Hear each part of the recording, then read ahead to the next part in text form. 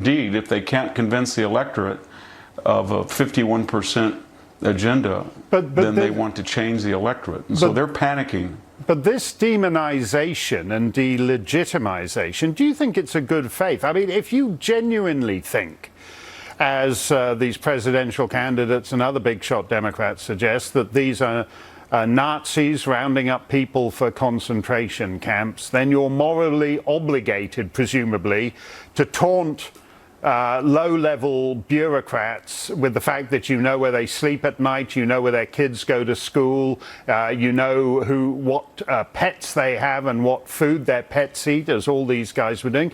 Do you think it's actually a good faith assault on them, this, or do you think it's entirely cynical, Victor?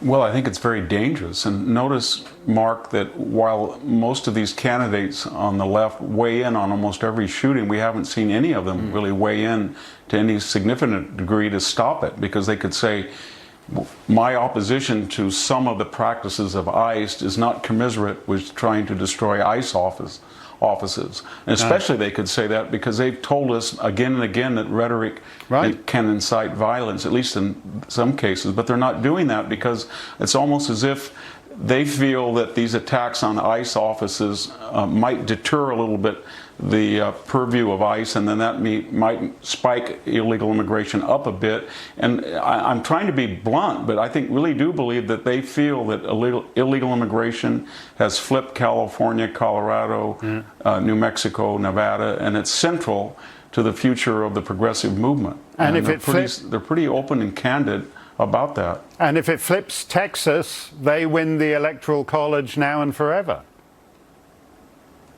They do, and one way of taking Texas is saying that anybody who enforces border security or supports ICE or sells a product to ICE is tantamount to a Nazi. Yeah. And as you said, if you're tantamount to a Nazi, we know what we should do with you. Yeah. And there's not going to be, they're trying to prep the battlefield, in other words, so that people don't speak out against this.